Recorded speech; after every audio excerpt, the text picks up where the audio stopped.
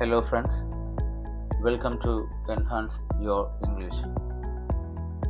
English language learning വളരെ serious ആയിട്ട് കാണുന്ന ഏതൊരാൾക്കും ആവശ്യമുള്ള മിക്ക മെറ്റീരിയൽസും ഇന്ന് ഇൻ്റർനെറ്റിൽ ലഭിക്കും. അതിൽ ചിലത് ഫ്രീ ആയിരിക്കും, ചിലത് പെയ്ഡ് ആയിരിക്കും എന്ന് മാത്രം. നമ്മളൊക്കെ ചെറുപ്പം മുതൽ ഇംഗ്ലീഷ് പഠിക്കുന്നതാണ്. എന്നാൽ നമ്മുടെ ഒക്കെ പഠനകാലത്ത് ഒരിക്കലും പരിചയപ്പെടാത്ത പല ജെംസ് ഓഫ് ലാംഗ്വേജസും ഇംഗ്ലീഷ് ലാംഗ്വേജിലുണ്ട്. ഇവയൊക്കെ കൃത്യമായി മനസ്സിലാക്കി തന്നെ നമ്മുടെ ലാംഗ്വേജ് ലേണിംഗ് പ്രോസസ്സ്, ആ ലാംഗ്വേജ് ലേണിങ്ങിനെ നമുക്ക് ടോപ്പ് ഗിയറിലേക്ക് എത്തിക്കാൻ കഴിയും. അത്തരം ചില സംഗതികൾ വളരെ ലളിതമായി, പരമാവധി ലളിതമായി നിങ്ങളിലേക്ക് എത്തിക്കുക. അവ നിങ്ങളുടെയും എൻ്റെയും തുടർ പഠനത്തിന് സഹായകരമാക്കുക എന്നതാണ് എൻഹാൻസ് യുവർ ഇംഗ്ലീഷ് എന്ന ഈ ചാനലിൻ്റെ ലക്ഷ്യം. നമ്മുടെ എല്ലാവരുടെയും തന്നെ സോഷ്യൽ ലൈഫിനെ ഇനിയൊരു തിരിച്ചുപോക്ക് അസാധ്യമാക്കും വിധം ടെക്നോളജിയും ഇൻ്റർനെറ്റും മൊബൈൽ ആപ്ലിക്കേഷൻസും ഒക്കെ മാറ്റിക്കഴിഞ്ഞു. നമ്മുടെ കാഷ്വൽ ഇടപെടലുകൾ ഏറിയ പങ്കും സോഷ്യൽ മീഡിയ ആപ്പുകളിലൂടെയാണ് നടത്തുന്നത്. നമ്മുടെ തൊഴിൽ മേഖലകളിൽ ഭൂരിഭാഗവും ഓൺലൈൻ ഉപയോഗം അനിവാര്യമായ മേഖലകളാണ്. ഇമെയിലായ ഡാറ്റാസ് കൈകാര്യം ചെയ്യുന്നതിലൂടെ ആയാലും ആപ്ലിക്കേഷൻസ് ഉപയോഗിക്കുന്നതിലൊക്കെ തുടങ്ങി പല രീതിയിൽ നമ്മൾ ഇടപെടലുകൾ നടത്തേണ്ടതായി വരും. ഇവിടെയൊക്കെ എല്ലാം തന്നെ മീഡിയം ഇംഗ്ലീഷ് ആയിരിക്കും. നമ്മുടെ കുട്ടികളുടെ വിദ്യാഭ്യാസത്തിനും നല്ലൊരു ശതമാനവും ഇംഗ്ലീഷ് മീഡിയമാണ് സജസ്റ്റ് ചെയ്യുന്നത്. അഥവാ മലയാളം മീഡിയം എടുത്താലും 12ാം ക്ലാസ് മുതൽ തുടർ പഠനത്തിന് ഇംഗ്ലീഷ് ലാംഗ്വേജ് തന്നെയായിരിക്കും മീഡിയം.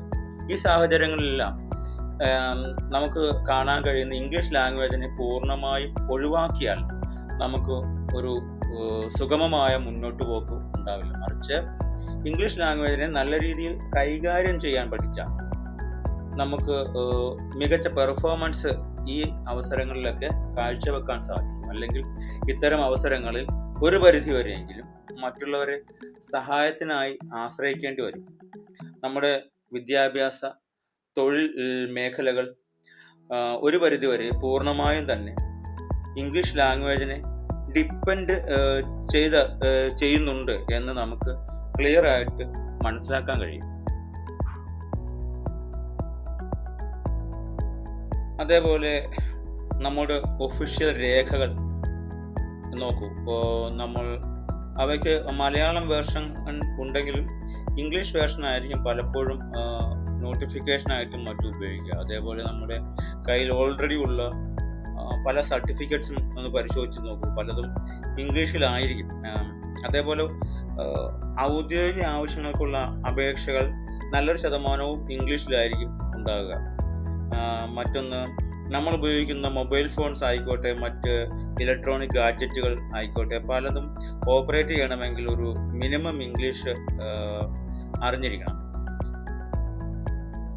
സാങ്കേതിക വിദ്യയുടെ വളർച്ചയിൽ ഈ ഗാഡ്ജറ്റുകളും ആപ്ലിക്കേഷൻസും ഒക്കെ ഇല്ലാതെ നമ്മുടെ ഡെയിലി ലൈഫ് മുന്നോട്ട് സ്മൂത്തായിട്ട് കൊണ്ടുപോകാൻ പറ്റാത്തൊരു സാഹചര്യമാണ് നിലവിൽ. ഇവയുടെ മിക്കവയുടെയും പേരുകൾ നമ്മളൊന്ന് ശ്രദ്ധിച്ചാൽ മനസ്സിലാകും, ഇംഗ്ലീഷ് ലൗൺസ് ആണ്. കൂടാതെ ഇവയുടെ ഓപ്പറേഷൻസ്, ചാർജിങ്, സ്ക്രോളിംഗ്, പിന്നെ ഡൗൺലോഡിങ്, റീസ്റ്റാർട്ട്, അങ്ങനെ പലതും ഇംഗ്ലീഷ് വേർഡ്സ് ആണ് നമ്മൾ ഉപയോഗിക്കുന്നതെന്ന് കാണാം.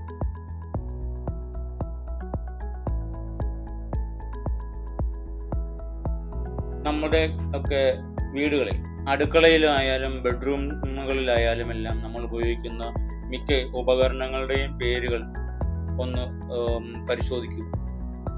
അപ്പോൾ നമുക്ക് കാണാൻ കഴിയുന്ന കൂടുതൽ വസ്തുക്കളുടെയും പേരുകൾ നമ്മൾ ഇംഗ്ലീഷ് നൗൺസ് ആണ് ഉപയോഗിക്കുന്നത്. അത് പല വസ്തുക്കൾക്കും അതിന് പകരമായിട്ടുള്ള മലയാളം വാക്കുകൾ നമുക്ക് ഉണ്ട് എങ്കിൽ കൂടി നമ്മളൊരു കംഫർട്ടായിട്ട് ഇംഗ്ലീഷ് നൗൺസ് ഉപയോഗിക്കുമ്പോഴാണ് നമുക്കൊരു കംഫർട്ട് ഫീൽ ചെയ്യുക. അതുകൊണ്ട് നമ്മുടെ ഒരു ഡെയിലി ലൈഫിൻ്റെ ഭാഗമായി ഈ വാക്കുകൾ, ഇംഗ്ലീഷ് വേർഡ്സ് ഉപയോഗിക്കുന്ന ശീലമായി മാറുക. അതേപോലെ അടുക്കളയിലും മറ്റും ഡെയിലി ആവശ്യങ്ങൾക്ക് ഉപയോഗിക്കുന്ന ഫുഡ് പ്രിപ്പറേഷൻസിന് മറ്റും ഒക്കെ ഉപയോഗിക്കുന്ന പാക്കേജ്ഡ് പ്രോഡക്ട്സിൻ്റെയൊക്കെ ലേബിൾസ്, അങ്ങനെ അടുക്കള ഉപയോഗിക്കുന്ന ഉപകരണങ്ങൾ ഒക്കെയും മിക്കതിൻ്റെയും പേരുകൾ ഇംഗ്ലീഷിലായിരിക്കും. കേരളത്തിലെ കേരളത്തിലെ ഒരു പ്രൊഡക്ഷൻ കമ്പനി ആണെങ്കിൽ കൂടി അവരുടെ പ്രോഡക്റ്റിൻ്റെയും മിക്കതിൻ്റെയും ലേബിൾസും ഇംഗ്ലീഷിൽ തന്നെയായിരിക്കും പ്രിന്റ് ചെയ്യുക. ഒരു മിഠായി ആണെങ്കിൽ കൂടി അതിൻ്റെ ഡീറ്റെയിൽസും അതിലടങ്ങിയിരിക്കുന്ന കണ്ടൻസും ഒക്കെ ഒരുപക്ഷെ ഇംഗ്ലീഷ് മാത്രമേ നമ്മൾ അതിൽ വിവരങ്ങൾ രേഖപ്പെടുത്തിയിട്ടുള്ളതായിട്ട് നമുക്ക് കാണാൻ കഴിയും. അത്രമാത്രം ഇംഗ്ലീഷിൻ്റെ സ്വാധീനം നമ്മളുടെ ഡെയിലി ലൈഫിലുണ്ട് എന്നതാണ് നമ്മൾ ഇതിൽ നിന്ന് മനസ്സിലാക്കേണ്ടത്.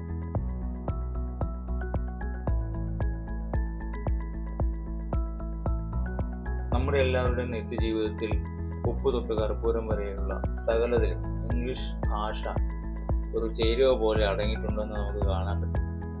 മലയാളത്തിന് തുല്യ പ്രാധാന്യത്തോടെ, മലയാളത്തോടൊപ്പം തുല്യ പ്രാധാന്യത്തോടെ നമ്മൾ ഇംഗ്ലീഷ് ഭാഷയെയും ആശ്രയിക്കുന്നുണ്ട് എന്ന് കണ്ടു. അതായത് ഇംഗ്ലീഷ് ഭാഷ മലയാളം നമ്മളുടെ സംസാര ഭാഷ ആവുന്നത് പോലെ ഇംഗ്ലീഷ് ഭാഷ നമ്മുടെ ജീവിതത്തിൻ്റെ ഒരു ഭാഗമായി തന്നെ നമ്മോടൊപ്പം ഉണ്ട് എന്ന് നമുക്ക് കാണാൻ കഴിയും. എന്നിരുന്നാലും നമ്മളിൽ പലർക്കും ഇംഗ്ലീഷ് ഭാഷയിൽ സംസാരിക്കുക, ഇംഗ്ലീഷ് കമ്മ്യൂണിക്കേഷൻ്റെ കാര്യത്തിലേക്ക് വരുമ്പോൾ, ഇംഗ്ലീഷ് സ്പീക്കിങ്ങിൻ്റെ കാര്യത്തിലേക്ക് വരുമ്പോൾ അതിന് കഴിയാതെ വരുന്നത് കാണാം. ഉയർന്ന വിദ്യാഭ്യാസം അല്ലെങ്കിൽ ഉന്നത ബിരുദങ്ങളോ ഡിഗ്രികളോ ഒക്കെ ഉണ്ടെങ്കിലും നമ്മളിൽ പലർക്കും ഇംഗ്ലീഷ് സംസാരിക്കാൻ കഴിയാതെ അവർ ബുദ്ധിമുട്ടുന്നത് നമ്മൾ കാണാറുണ്ട്. അതേപോലെ ഉയർന്ന വിദ്യാഭ്യാസവും ഉന്നത പദവികളും ഉള്ള ആളുകൾ പോലും ഇംഗ്ലീഷ് ഒഴുക്കോട് സംസാരിക്കാൻ കഴിയാതെ വിഷമിക്കുന്നത് നമ്മൾ കാണുന്നതാണ്.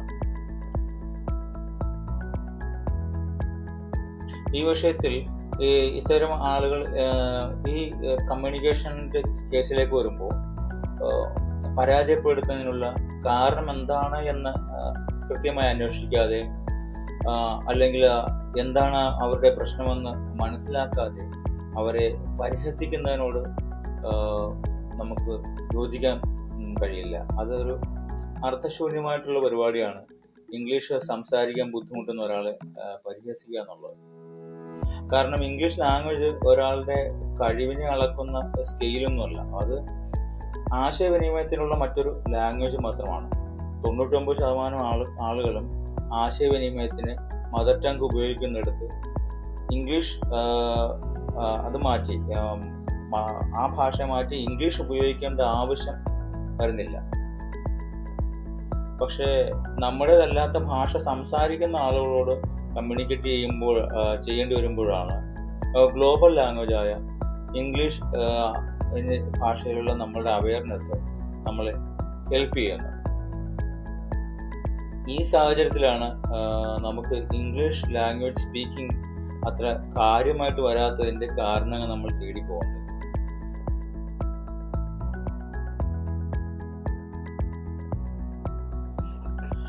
ഒരാൾ ഇംഗ്ലീഷ് ഭാഷ സംസാരിക്കാത്തതിന് നിരവധി കാരണങ്ങൾ കാണും. അതിൽ നമുക്ക് 2-3 കാരണങ്ങളൊന്ന് പരിശോധിക്കാം. അതിൽ ഒന്നാമത് നമുക്ക് കാണാവുന്നത് ലാക്ക് ഓർ ലിമിറ്റഡ് എക്സ്പോഷറാണ്. അതായത് നമ്മൾ ലൈഫിലുടനീളം മലയാളം ഭാഷയിൽ മാത്രമാണ് ഇടപെടലുകൾ നടത്തുന്നത്, അല്ലെങ്കിൽ മലയാളം ഭാഷ സംസാരിക്കുന്ന ആളുകളോടാണ് നമ്മളുടെ ഇടപെടലുകൾ, നമ്മളുടെ ആശയവിനിമയം കൂടുതൽ മലയാള ഭാഷയിൽ മാത്രമാണ് എങ്കിൽ നമ്മുടെ ഭാഷ ആ ഇടപെടലുകൾക്കനുസരിച്ച് ലിമിറ്റ് ചെയ്യപ്പെടും. മറിച്ച് ലൈഫിൽ ഒരു 20% നമ്മൾ ഇംഗ്ലീഷ് ഭാഷ സംസാരിക്കേണ്ടി വരുന്ന ഒരു സാഹചര്യത്തിൽ കൂടിയാണ് നമ്മൾ ജീവിച്ചു പോരുന്നതെന്ന് കരുതുക. അങ്ങനെയാണെങ്കിൽ തീർച്ചയായിട്ടും നമ്മുടെ English far better and improved ആയി മാറും.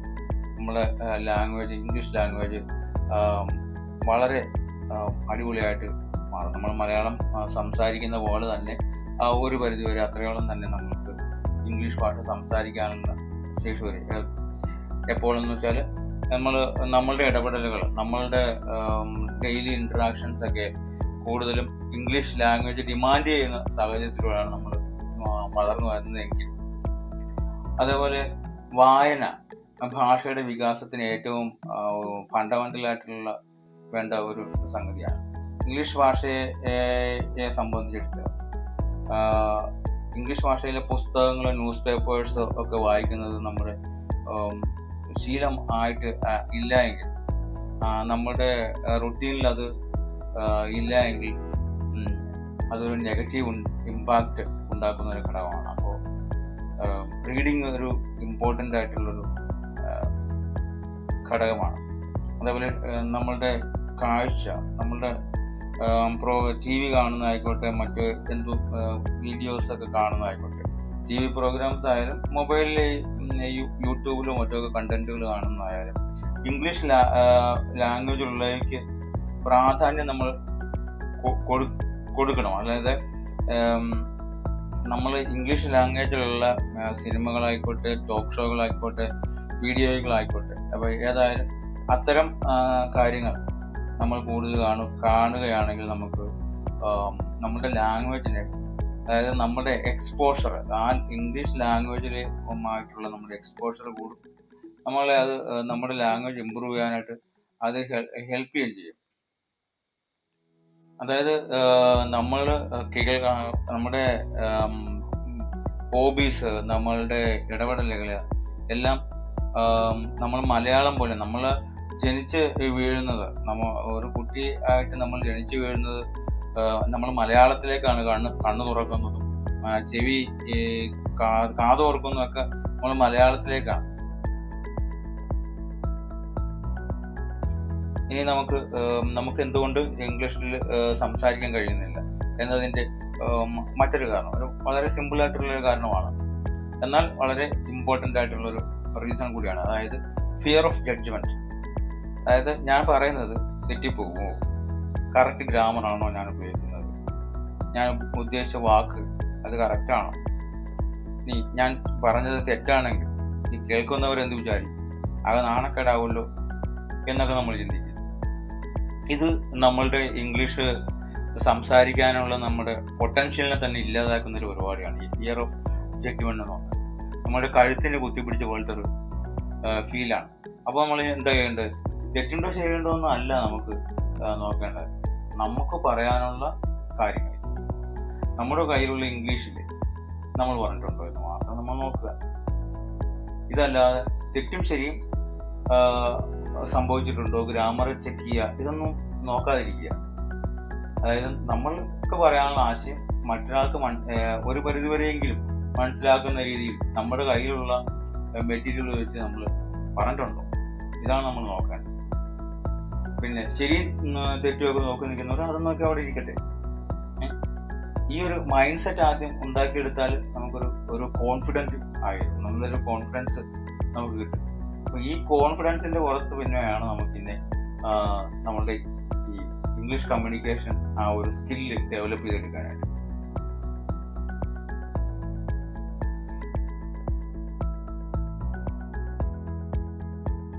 അതേപോലെ മറ്റൊരു കാരണം മദർ ടങ് ഇൻഫ്ലുവൻസ് ആണ്. അതായത് നമ്മുടെ മലയാളത്തിന് സ്വാധീനം, നമുക്ക് പറയാനുള്ള കാര്യം നമ്മൾ എന്ത് ചെയ്തു, നമ്മൾ ആദ്യം തന്നെ നമ്മുടെ തലച്ചോറിലേക്ക് നമുക്ക് കിട്ടുന്നത് അത് മലയാളത്തിലായിരിക്കും. പിന്നീട് നമ്മുടെ തലച്ചോറ് അത് മലയാളത്തിൽ തന്നിട്ട് നേരെ ഇംഗ്ലീഷിലേക്ക് നമ്മളോട് ട്രാൻസ്ലേറ്റ് ചെയ്യാൻ പറയും. അത് നമ്മുടെ അറിവ് വെച്ച്, നമ്മുടെ ഉള്ള അറിവ് വെച്ച് നമ്മൾ ഇംഗ്ലീഷിലേക്ക് അത് ട്രാൻസ്ഫർ ചെയ്തിട്ട് വേണം മറ്റൊരാളോട് സംസാരിക്കാൻ. അപ്പോൾ എന്ത് ചെയ്തു, അപ്പോൾ അത് നമ്മൾ ആലോചിക്കുന്ന അതിന് നമ്മൾ ഉപയോഗിച്ച ഗ്രാമർ കറക്റ്റ് ആണോ, അതിൻ്റെ സെൻറ്റൻസ് സ്ട്രക്ചർ കറക്റ്റ് ആണോ, വേർഡ്സിൻ്റെ സ്പെല്ലിങ് അല്ല, വേർഡ്സ് നമ്മൾ ഉപയോഗിച്ച വേർഡ്സിൻ്റെ കറക്റ്റ് മീനിങ് ആണോ എന്നൊക്കെ ഇങ്ങനെ ആലോചിക്കും. ഈ സമയം കൊണ്ട് എന്ത് ചെയ്യും, നമ്മളൊരു കോൺവെർസേഷനിലാണെങ്കിൽ ആ കോൺവെർസേഷൻ്റെ ആ കംഫർട്ട് ഒക്കെ ആ ഫ്ലോ തന്നെ ഇല്ലാതായി. അപ്പോൾ ഇംഗ്ലീഷ് ലാംഗ്വേജ് തന്നെ നമ്മൾ ചിന്തിക്കാനുള്ള വേണ്ട ഒരു പ്രാക്ടീസ്, ഒരു കപ്പാസിറ്റി ഉണ്ടാക്കിയെടുക്കുന്നതാണ് ഈ ഒരു പ്രോബ്ലത്തിന് പരിഹാരം.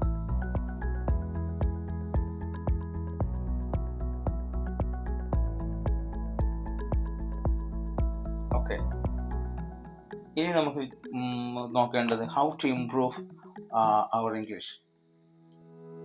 Improving English is not a short time process. അതായത് അത് പെട്ടെന്ന് നമുക്ക് ഒറ്റയടിക്ക് നമുക്ക് നമ്മുടെ ഇംഗ്ലീഷിനെ എടുത്ത് ഹൈറ്റിലേക്ക് വെക്കാൻ പറ്റുന്ന ഒരു പരിപാടിയല്ല. അതുകൊണ്ട് അതൊരു ലോങ് ടൈം പ്രോസസ്സാണ്. അപ്പോൾ ഇതൊരു ലോങ് ടൈം പ്രോസസ്സ് ആയതുകൊണ്ട് തന്നെ അതിൻ്റെ ലേണിംഗ് സ്ട്രാറ്റജി ഉണ്ടാക്കിയെടുക്കുക എന്നതാണ് നമ്മൾ ആദ്യമായിട്ട് പ്രൈമറി ആയിട്ട് നമ്മൾ ചെയ്യേണ്ടത്. ലേണിംഗ് സ്ട്രാറ്റജി ഉണ്ടാക്കിയെടുക്കണം. അപ്പോൾ ലോങ് ടേം ഗോൾസ് അച്ചീവ് ചെയ്യാൻ നമ്മൾക്ക് ഏറ്റവും അനിവാര്യമായിട്ടുള്ള, ഏറ്റവും പ്രാക്ടിക്കലായിട്ട്, ഏറ്റവും ബേസിക് ലെവലിൽ നമ്മൾ ഏറ്റവും ഫണ്ടമെന്റലായിട്ട് നമ്മൾ ചെയ്യേണ്ട പരിപാടി എന്താണ്? ഷോർട്ട് ആയിട്ടുള്ള സ്റ്റെപ്പുകൾ എടുത്ത് ചെറിയ ചെറിയ സ്റ്റെപ്പുകളിലൂടെ നമ്മൾ ഗ്രാജുവലായിട്ട് നമ്മൾ ഈ ഇമ്പ്രൂവ്മെന്റ് അച്ചീവ് ചെയ്യുക എന്നുള്ളതാണ് നമ്മൾ ചെയ്യേണ്ടത്. നമ്മുടെ ലാംഗ്വേജ് ഇമ്പ്രൂവ് ചെയ്യണമെങ്കിൽ ചെറിയ ചെറിയ സ്റ്റെപ്പുകൾ കൊണ്ടുവരണം. അപ്പോൾ ഏതൊക്കെയാണ് സ്റ്റെപ്പുകൾ? ഒന്ന്, ലേൺ എവറി ഡേ. എല്ലാ ദിവസവും നമ്മൾ ഒരു ചെറിയ കാര്യങ്ങളും പഠിക്കാനായിട്ട് ശ്രമിക്കണം. ഒരു ചെറിയ പേപ്പർ ആണെങ്കിൽ കൂടി നമ്മുടെ കയ്യിൽ കിട്ടുന്ന നമ്മൾ ഇംഗ്ലീഷിലുള്ളതാണെങ്കിൽ വായിക്കണം. ഒരു വാക്കെങ്കിൽ ഒരു വാക്ക് നമ്മൾ അതിൽ നിന്ന് നമുക്ക് കിട്ടണം. പിന്നെന്താണ്? പ്രാക്ടീസ് സ്പീക്കിംഗ് പ്രാക്ടീസ് എന്ന് നമ്മളോടൊപ്പം നിൽക്കുന്ന ഒരാളെ കിട്ടിയാൽ വളരെ ഹെൽപ്ഫുൾ ആണ്. അങ്ങനെ ഒരാൾ ഇല്ലെങ്കിലും നമുക്ക് വിഷമിക്കേണ്ട. നമ്മൾ എന്ത് ചെയ്യണം? നമ്മുടെ വീട്ടിൽ കണ്ണാടി ഉണ്ടാവും. കണ്ണാടി നോക്കി നമ്മൾ സ്വയം സംസാരിക്കണം. അതല്ലെങ്കിൽ ചാറ്റ് GPT, ജെമിനി പോലുള്ള AI ആപ്പിൽ നമുക്ക് സംസാരിക്കാനുള്ള ഒരു ഓപ്ഷൻ ഉണ്ട്. അതേപോലെ ഇംപ്രൂവ് ലിസണിങ്.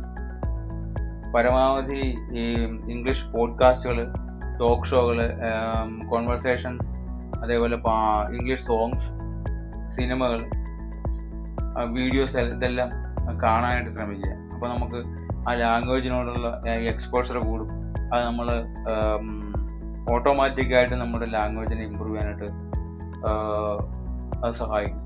ദെൻ നമ്മുടെ ലേണിംഗ് പ്രോസസ്സിനെ ഒന്നുകൂടി ഒന്ന് റിഫ്രഷ് ചെയ്തെടുക്കാനായിട്ട് നമ്മൾ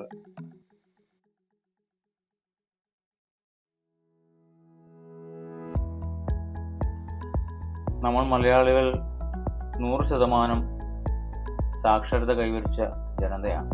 നമ്മുടെ ലിറ്ററസി റേറ്റ് പല പാശ്ചാത്യ രാജ്യങ്ങൾക്കും ഒപ്പം നിൽക്കുന്നതാണെന്ന് നമുക്കറിയാം.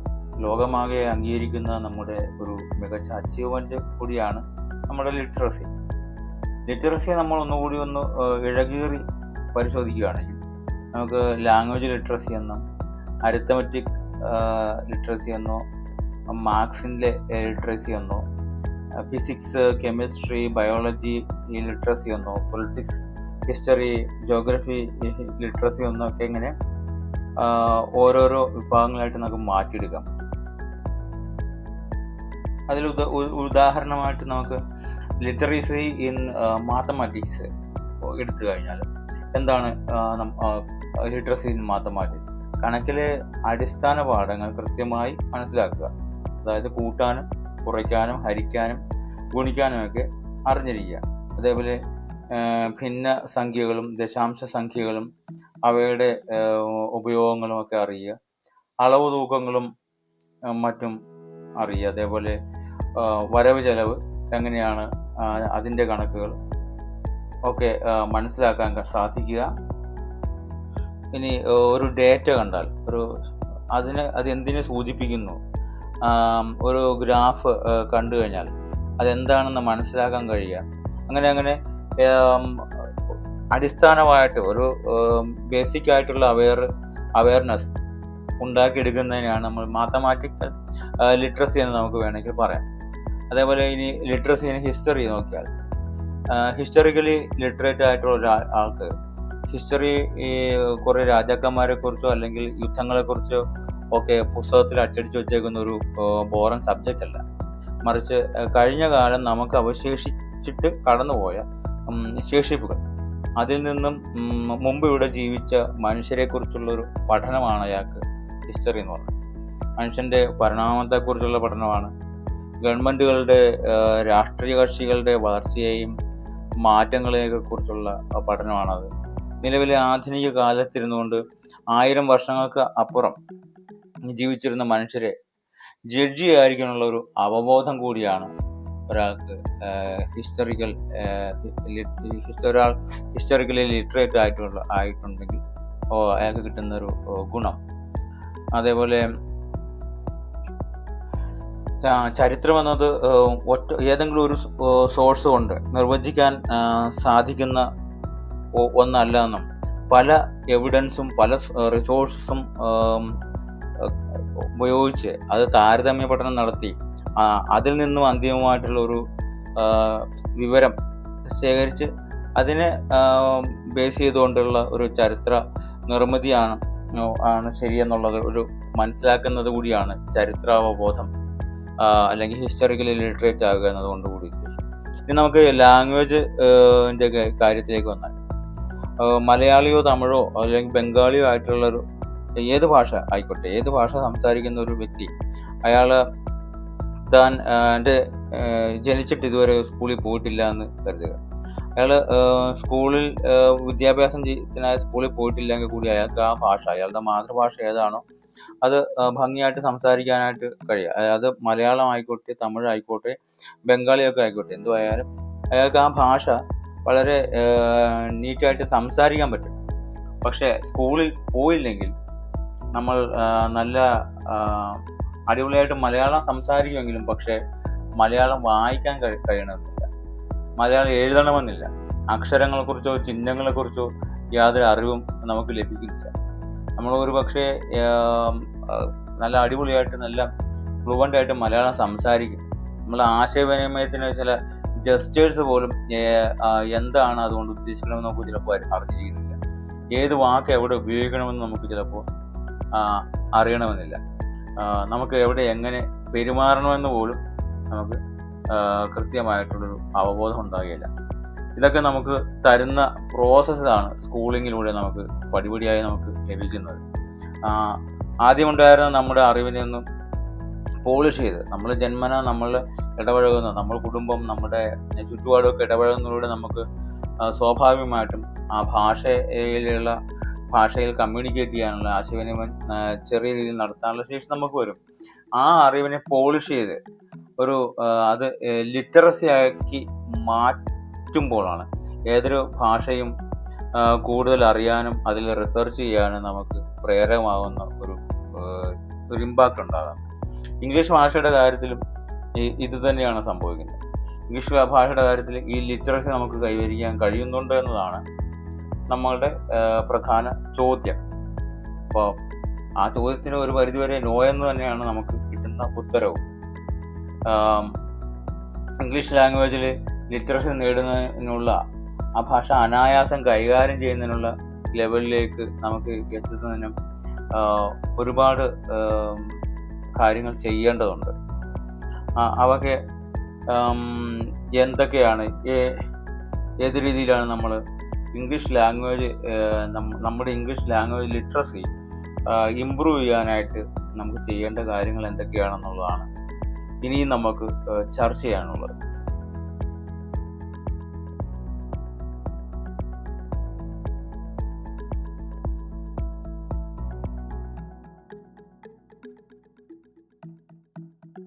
ഇംഗ്ലീഷ് ലാംഗ്വേജ് എത്രമാത്രം ഇമ്പോർട്ടൻ്റ് ആണ്, എത്രമാത്രം നമ്മുടെ ഡെയിലി ലൈഫിനെ നമ്മളെ സ്വാധീനിക്കുന്നുണ്ട് ഇംഗ്ലീഷ് ലാംഗ്വേജ് നമ്മൾ കണ്ടു. എന്തുകൊണ്ടാണ് നമുക്ക് ഇംഗ്ലീഷ് സംസാരിക്കാൻ പറ്റാത്തതെന്ന് കണ്ടു. ലിറ്ററേറ്റ് ആയിട്ടുള്ള ആളുകളാണെങ്കിൽ കൂടി ഇംഗ്ലീഷ് ലാംഗ്വേജ് ലിറ്ററസിയുടെ കേസിൽ വരുമ്പോൾ നമ്മൾ ആ ലിറ്ററസിയുടെ പൂർണ്ണമായ അർത്ഥത്തിൽ നമ്മൾ ആ ലിറ്ററസി കൈവരിച്ചിട്ടുണ്ടോ എന്ന് നമ്മൾ ചെക്ക് ചെയ്തിട്ടുണ്ട്. ഇനി നമുക്ക് ചെയ്യേണ്ടത് നമ്മുടെ ലാംഗ്വേജ് ലേണിംഗ് പ്രോസസ്സിനെ ഒന്ന് റിഫ്രഷ് ചെയ്യാൻ പോവുകയാണ്. ഇനി നമുക്ക് സ്മോൾ സ്റ്റെപ്സ് ആയിട്ട് നമുക്ക് ഇമ്പ്രൂവ് ചെയ്യണം. അപ്പോൾ ലാംഗ്വേജ് ലേണിംഗ് പ്രോസസ്സിന് ലാംഗ്വേജ് ഹെൽപ്ഫുൾ ആവുന്ന ചില ഫീച്ചേഴ്സ് കൂടിയുണ്ട്. അത് വളരെ സിമ്പിളായിട്ടുള്ളതാണെങ്കിൽ കൂടി വളരെ ഇമ്പാക്ട്ഫുൾ ആയിട്ടുള്ള കാര്യങ്ങളാണ്. അത് എന്തൊക്കെയാണെന്നുള്ളതാണ് ഇനി അടുത്ത വീഡിയോയിൽ നമുക്ക് ചർച്ച ചെയ്യാനുള്ളത്. ഇത് എൻഹാൻസ് യുവർ ഇംഗ്ലീഷ് എന്ന ഈ ചാനലിൻ്റെ വെരി ഫസ്റ്റ് വീഡിയോ ആണ്. ബേസിക് ലെവൽ അല്ലെങ്കിൽ എലമെൻ്ററി ലെവലിൽ നിന്നുകൊണ്ട് ഒരു ലേണർ എന്ന നിലയിൽ നമ്മുടെ ഇംഗ്ലീഷിനെ എങ്ങനെ ഇമ്പ്രൂവ് ചെയ്യാൻ ഹെൽപ്ഫുൾ ആയിട്ടുള്ള ഫീച്ചേഴ്സിനെ കുറിച്ച് ഡിസ്കസ് ചെയ്യുക എന്നുള്ളതാണ് ഈ ചാനൽ കൊണ്ട് ഉദ്ദേശിക്കുന്നത്. ഒരു ലേണർ എന്ന നിലയിൽ നിന്നുകൊണ്ടുള്ള ഒരു ചർച്ച ആയതുകൊണ്ട് തന്നെ തെറ്റുകൾ വരുത്താനുള്ള സാധ്യത കൂടുതലാണ്. അപ്പോൾ അങ്ങനെ തെറ്റുകൾ വരുമ്പോൾ അത് ചൂണ്ടിക്കാണുകയും അത് തിരുത്താനുള്ള നിർദ്ദേശങ്ങൾ പങ്കുവെക്കുകയും അഭിപ്രായങ്ങളും മറ്റും കമൻ്റായി രേഖപ്പെടുത്തുകയും ചെയ്യണമെന്ന് ഞാൻ അഭ്യർത്ഥിക്കുകയാണ്. ഇത്രയും നേരം എന്നോടൊപ്പം നിങ്ങളുടെ വിലയേറെ സമയം ചെലവഴിച്ചതിന് ഞാൻ എൻ്റെ നന്ദി രേഖപ്പെടുന്നു. I'll see you on my channel in the next video. Thank you so much.